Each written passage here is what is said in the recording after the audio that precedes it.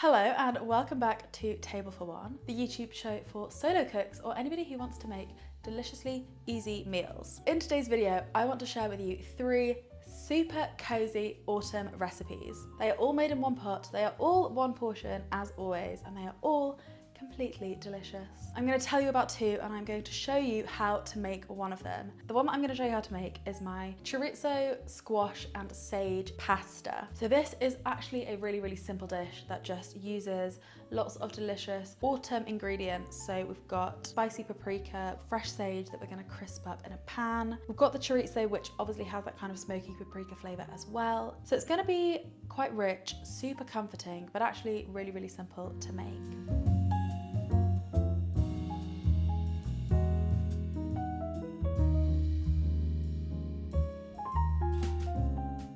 This is a one-pot pasta dish, which means that we are making the sauce first by cooking down the squash in water until it's soft, and then we're going to crush it up with the back of a fork. Then we add in our dry pasta, and the dry pasta will cook in the sauce, and as it cooks it will release its starch, making the sauce really silky and ever so slightly creamy. This is kind of contrasted with the crispy chorizo, the crispy sage, the crispy garlic, which is what we're going to top our pasta dish with.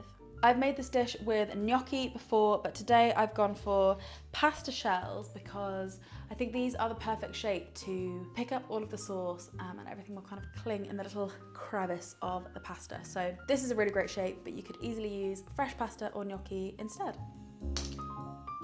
Okay, in order to keep this one pan, we have to be slightly clever with the way that we cook things. So we're gonna start with our chorizo, which we're gonna cook in a cold pan. Well, we're gonna put it in a cold pan and then heat up the pan. And because the pan starts out cold, it kind of draws out and renders out the fat in the chorizo. And then in that fat, we are gonna add the garlic slices and the sage leaves, and they're gonna crisp up. We're then gonna take that all out of the pan, put that to the side, and as it cools, it will again crisp up.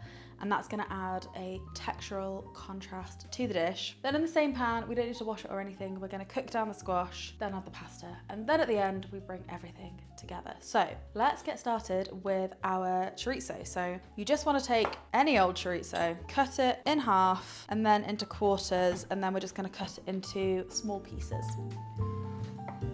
Chorizo is one of those ingredients that's kind of a powerhouse of flavor because it's got spices and it's got the fat in there already. It's one of those ingredients that just brings so much to a dish without really having to do anything to it. So actually when you're cooking for one, these are really great ingredients to have on hand because then you don't have a fridge or a pantry full of so many different things. You kind of get maximum bang for your buck out of these types of ingredients. So as I say, this is going to go into a cold pan and then we're going to put that over a medium heat to let it render out and crisp up. While that's cooking, we are just going to peel and slice our garlic. The sage leaves, we only need to pick off the stems. We don't need to do anything else to them. But the garlic, you just want to thinly slice and it's going to make a really nice topping for the pasta. Peel, thinly slice. I really need to sharpen my knife. I actually sharpened it the other day, but I should probably be sharpening it every day because I cook so much. My friend Nat was actually talking about this in one of her YouTube videos, about how having a good knife is like the #1 thing you need in your kitchen if you want to be a better cook, and having a sharp knife is A, less dangerous. You're actually less likely to cut yourself on a sharp knife, but also it just makes cooking quicker and easier. If you can find a Japanese knife, they are very good. A little bit more expensive, but if you look after it well, they will genuinely last you forever. So just something to bear in mind if you would like to level up your home cooking game. So we have 2 slices of garlic, and then as I say, I'm just going to peel off about 6 to 8 sage leaves, and I'm going to keep them whole while I'm frying them, and then they kind of will crumble up afterwards as they get scattered over the pasta at the end. So I'd say that's probably about enough. Sage is actually quite a pungent herb and you can definitely oversage something. It's quite a perfumed herb. If you add too much, it tastes like we're eating soap. Kind of in the same way as if you were making something with rose water or like lavender. You need to get the balance right because otherwise it really is a soapy flavor that you're gonna get. But when you get the balance right, it's so delicious. And crisping it up in oil makes sage just come to life. It's so delicious. One of my favorite little snacks or kind of aperitifs that you can make with sage is you get a sage leaf and you put on an anchovy and then you dip it in a really light kind of tempura batter of flour and sparkling water, and then you deep fry it. It is honestly the most unbelievable combination of really salty, rich anchovies with the fresh sage. It's all crispy and it's perfect with like a nice dry glass of wine or something like that. So as you can see, the chorizo is starting to crisp up. You don't want it to get too crispy because it will just get quite tough. So at this stage, you kind of want to assess how much oil is in the pan. I'm gonna add just the tiniest bit more oil, and it will kind of depend on the chorizo that you buy, how much fat's in it, as to whether you need any more oil. But you just want enough oil to be able to fry the garlic and the sage leaves in. Whilst this is starting to crisp up, we're gonna add these two in and everything's gonna finish off together. Garlic going in, fresh sage leaves also going in. One thing to bear in mind is that sage leaves will spit because of the moisture in the leaves, so just be careful, keep a safe distance and be prepared to clean your hob after. While that's cooking, you just want to get a piece of kitchen roll or a plate with a piece of kitchen roll on, so that when that's done, you can pop it on there to drain and cool off, and it will just absorb some of the excess oil and make sure nothing goes soggy because we want it to be crispy. Right, that can stay there and we will wait for that to finish cooking. One thing you also want to be careful of is that you don't burn the garlic or the sage, because both of them go really, really bitter if you burn them. So that's why we don't add them in at the start with the chorizo. We add them in a little bit later, and you literally just want to wait until they have started to go a bit golden brown. The sage leaves will curl up a little bit, and when the garlic is just starting to turn, that's kind of when you know you're done. You don't want to take it any further because it will actually all keep cooking as it cools down. So I'm gonna stop this here. I'm gonna pour this out, and that's looking pretty good to me. You see how the sage has browned, and you can tell that that's gonna be crispy when it cools. The garlic has browned, but without changing too much, and that's the perfect time to stop. Onto the kitchen roll, that's gonna go, and just spread it out slightly. Okay, and then as I say, you don't need to wipe out the pan, but I'm just gonna wipe the side so that that doesn't catch on the edge of the pan. Pop that back on the hob, but turn the heat off just while we prep our squash. With the squash, you just want to cut this into small-ish cubes. Now, the size of this doesn't really matter, but the smaller it is, the quicker it will be to cook. So it's kind of like a case of you might as well chop it quite small to save yourself cooking times. Probably like 1.5 centimeter sticks, and then I'm going to cut each of those into little cubes. So that's that. Into the same pan, you're just gonna put all of that squash, and you're gonna add in a good glug of water, which is gonna kind of soften. It will kind of boil and steam the squash at the same time, so it's not enough to fully submerge the squash, so it's gonna partially steam as well. And when that's tender, we're gonna crush it up. While the squash is cooking, let me tell you about two of my other favorite cozy one-pot autumn recipes. The first one is my Me Chickpeas. I absolutely love chickpeas. They are my favorite pulse, my favorite bean, and this is such a nice way to cook them. So the Me trend kind of is inspired by Tuscan chicken, which is a sauce made of sun-dried tomatoes, tomato paste, a little bit of cream, a little bit of chili. So it's quite a rich, creamy tomato sauce. And actually there is a recipe in my cookbook for a Tuscan chicken and potatoes. But on my website, I have a recipe for Me Chickpeas, which is the same principle, but with chickpeas instead of chicken. And it is the creamiest, most comforting dish. It's kind of rich without being too heavy. It's perfect, scooped up with a bit of crusty bread, and it's so cozy and so comforting, and I just love it. And it's also really easy and quite cheap to make because you're not using any meat, so a good one to have on hand for days when you don't really know what to cook and want something easy but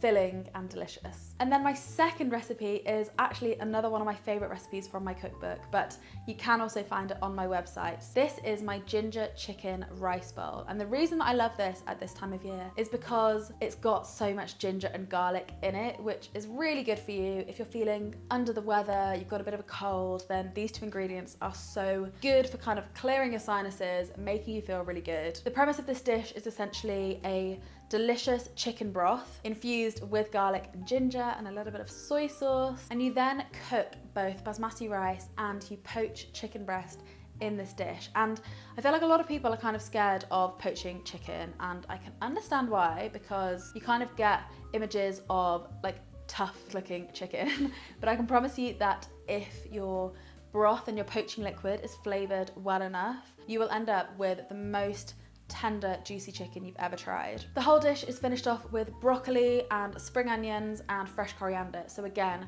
really, really fresh and vibrant flavors, but still in a comforting, soupy bowl of goodness. It's not too heavy, but it still feels really satisfying, really satiating, and super, super comforting. If you would like some more cozy recipe inspiration, then make sure to check out those. And on my website, you can also filter all my recipes by season. So whether we're in spring, summer, autumn, or winter, you can go on and scroll through and see if anything takes your fancy. But now back to the squash pasta. Okay, so the squash is just about tender now. So I forgot to say, actually, I was meant to add in our smoked paprika before the squash started cooking, but I forgot. So I'm just gonna add it in now, which is fine. Not ideal, but fine. You just want to add in about half a teaspoon. Obviously that will add a smoky, peppery kind of flavor. So then what we're gonna do is just start to crush the squash with the back of a fork just to break it down. We don't need to be too precious about this because we're using dry pasta, which means the squash is gonna get more cooking time than if you were using a fresh pasta or a gnocchi. So if you're using one of the other two, then I would say you wanna make sure that the squash is kind of as smooth as you can get it. You can also just blend it. I'm not doing that just because then I don't have to wash up a blender. This way adds a little bit more texture as well. Obviously in a blender, it's gonna be, the end result is gonna be really smooth and really creamy, arguably slightly more like a mac and cheese, which is obviously a wonderful thing. But this way you still keep a little bit of the texture just because we're not pureeing it. You know that the squash is done because it will crush really easily with the back of a fork, which is what we want. If you are using a dry pasta, you can have a bit more liquid left in the pan because we're going to be adding a bit more water for the pasta to cook. If you're using a gnocchi or a fresh pasta, you want slightly less liquid in the pan because they don't take as long to cook, which means they're not going to absorb as much water, and not much water is going to evaporate off because the cooking time is less. So just things to bear in mind if you are switching this up. So I'm gonna add in my pasta and a bit more water, and then back on the hob until the pasta is almost cooked.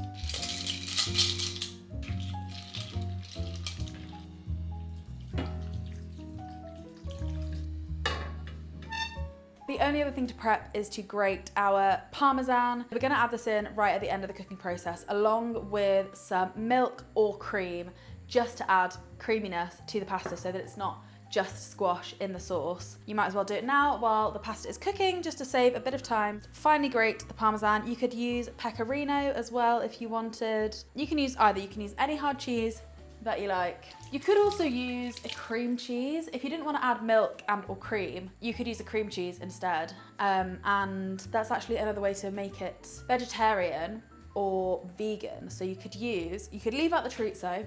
The sage and the garlic make a lovely topping on their own. And then you could sub the cheese and the milk for either a vegan cream cheese or a vegan cheese and milk / cream combination. Basically, all of the dairy elements have dairy-free alternatives, and you can sub out any part of that to make it vegetarian or vegan. It's really versatile. The choice is yours. You do you. Make it your own. If you want more tips for how to sub different ingredients and make things either gluten-free, vegetarian, or vegan, then you can check out my Substack, where every other week I send out a weekly meal plan, which is 5 different recipes which use similar ingredients. I create a categorized shopping list for you, and I give you dietary swaps for all of those requirements. If you struggle with planning what you're going to eat every week, then let me do it for you. My meal plans are available for paid subscribers, so it's not free, but it is only £4 a month for 2 meal plans plus exclusive recipes. So less than the cost of a coffee these days, which I think is pretty good value. Anyway, back to the pasta.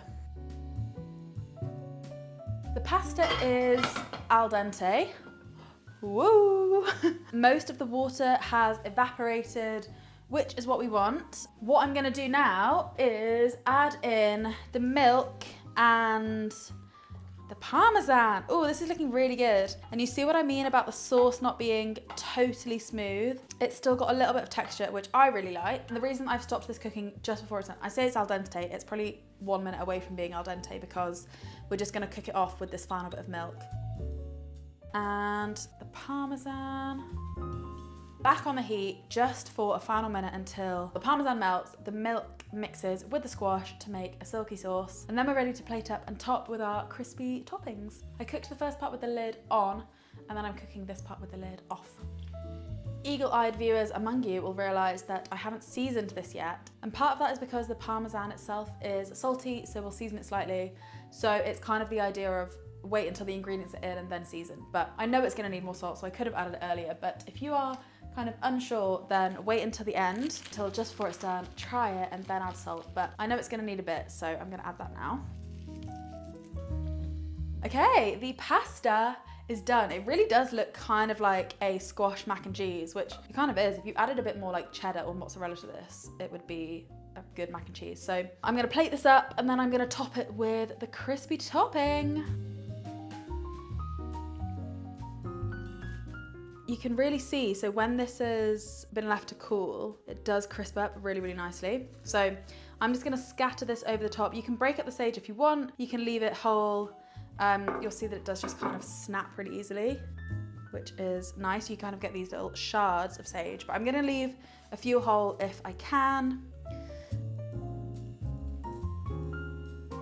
The last thing I'm gonna do is just finish everything with a crack of fresh black pepper.